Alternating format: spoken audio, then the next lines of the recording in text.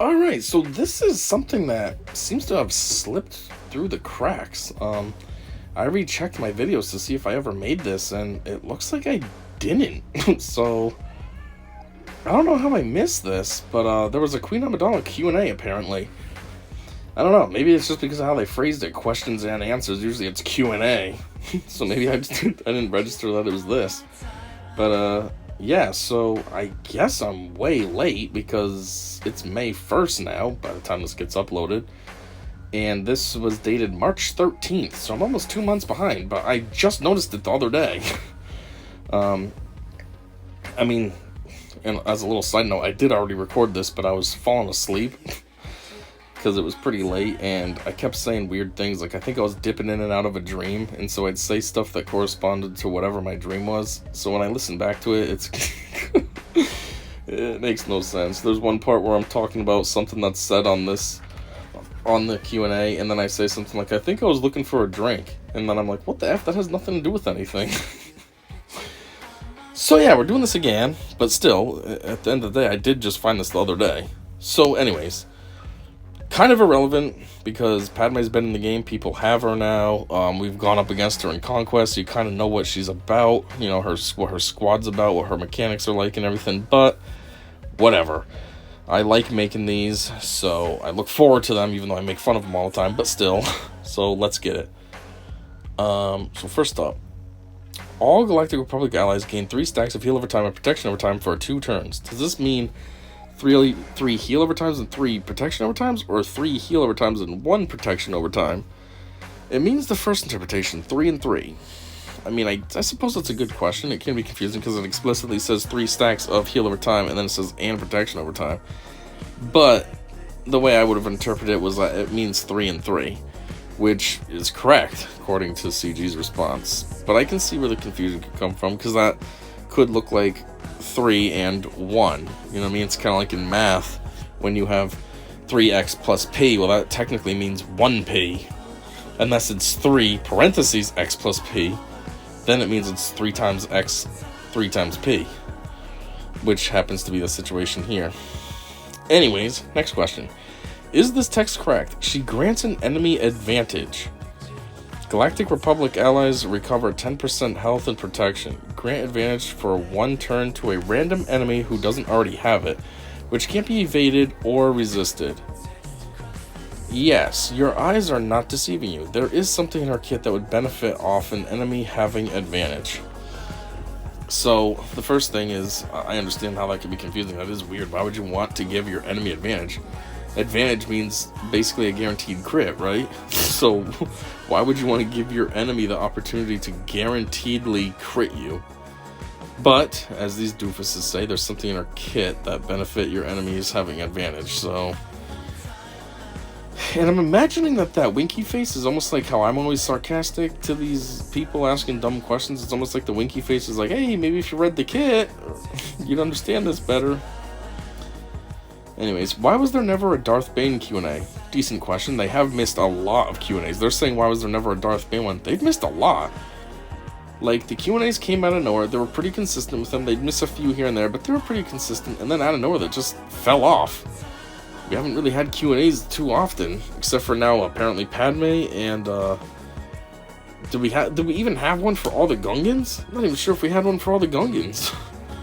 Anyways, what did they say? Scheduling conflict. You should see Q&As coming back more regularly for new units now. I feel like that's kind of just an excuse. How would you have a scheduling conflict? I mean, if you plan on releasing a new character, then plan in time for the Q&A. I mean, you did it for all those other characters. Why is there now all of a sudden scheduling conflict, you can't do this? Yeah, you can. Follow the same method that you always have. Like they say, if it's not broken, don't fix it. It worked before. Don't make excuses. Can Special 2 return a bodyguard if the first one is defeated? Or is the bodyguard a one-time deal? The decoy can be resummoned as long as the ally slot is empty and her Special 2 is off cooldown. Yeah, see, this is one of those questions that's super irrelevant now that she's actually in the game and stuff, because you know it can be resummoned. We saw it in Conquest. Just constantly resummoned. You'd get her taken out, and boop, decoy's back. Oh, come on! I mean, that's half the reason people were hating the Conquest node with her, because it was just getting obnoxious. I mean, at the same time, CG probably had her dialed up a little bit too much, too, so that wasn't helping anything, but still. Can the decoy be called to assist? Absolutely. The decoy currently does not take turns, but you can use her basic ability by calling the decoy to assist. Okay. Again, that's probably something that we should know. I don't recall offhand too well. I haven't... The first time in Conquest that Queen Amidala was in the game, I didn't really get that far. I was on hard nodes and I just didn't get that far. This last time I chose normal instead of hard, and I did make it to her node, and it was actually pretty easy, probably because I was on normal mode. So I didn't really pay attention too well to her mechanics and all that, but from that angle, I should say, not but, this is like, oh, okay, so the decoy can take a turn and use their basic, not take a turn, but do an assist and use their basics, which I guess is kind of cool. You know, you call the decoy up. So that makes a 6th character, right? You have your full team of 5 plus the decoy, or does this kit work with only 4 characters? So that way, then you can do the decoy. I'm not sure actually. Now I'm thinking about. It probably is a full team, kind of like a Mon Mothma situation. You can have a full team, and she can summon the rebel soldier thing. So yeah, and just like that one takes turns. Yeah. So actually, this is kind of a dumb question. Now that I'm really thinking about it. If Queen Amidala is defeated before the bodyguard, but other allies are still present, does the bodyguard still keep her taunt up? Yep, she sure does. She taunts until she's defeated. That makes me think of the Brute Alpha that Geonosian Brute Alpha summons, or whatever it is. Not Brute Alpha, but just the Brute, Geonosian Brute, that the Brute Alpha summons. So if you kill the Brute Alpha,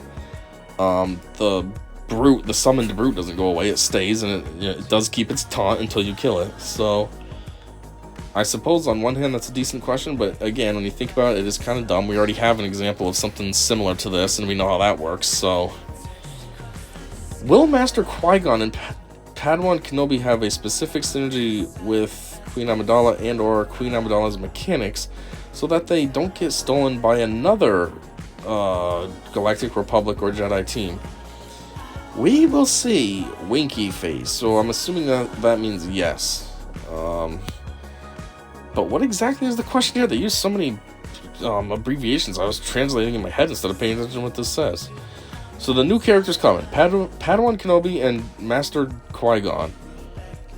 They will have specific synergy with this character so that they don't get used by a different... Okay.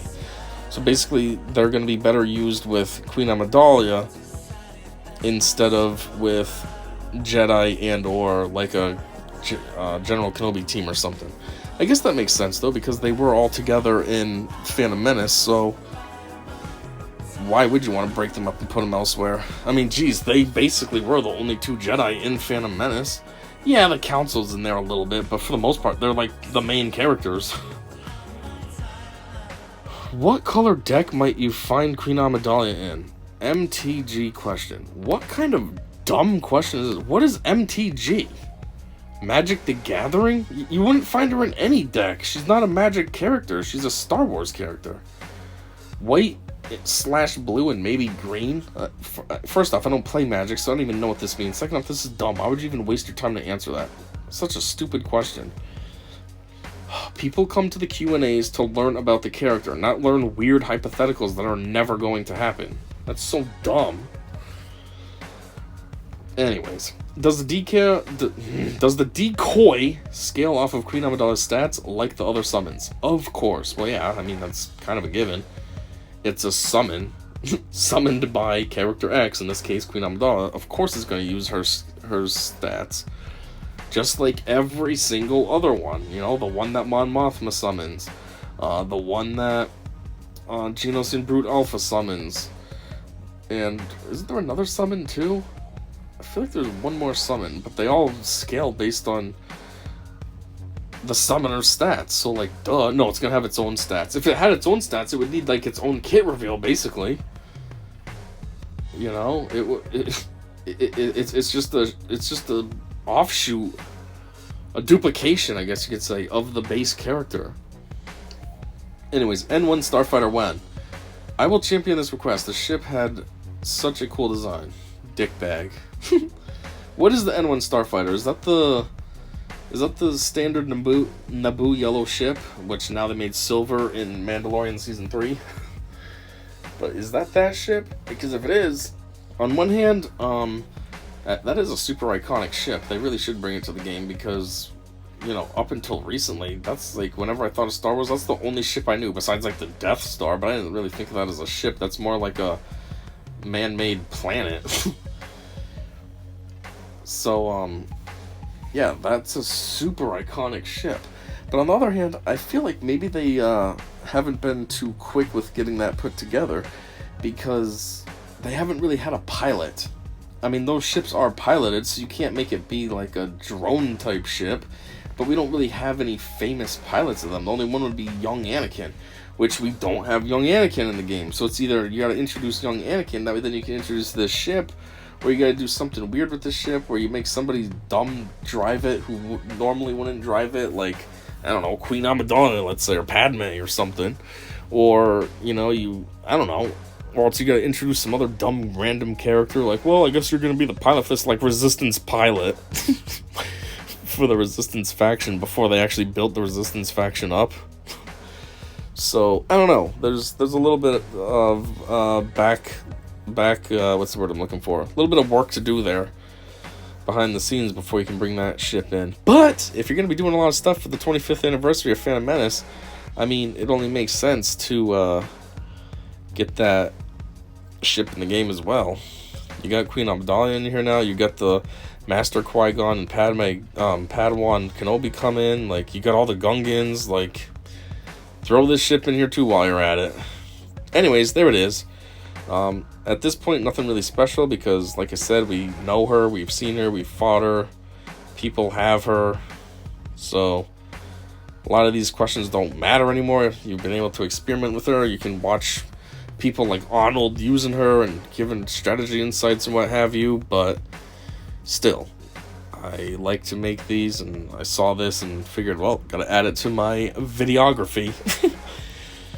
So yeah, that is all I got for now. And until whatever comes next, I said see ya.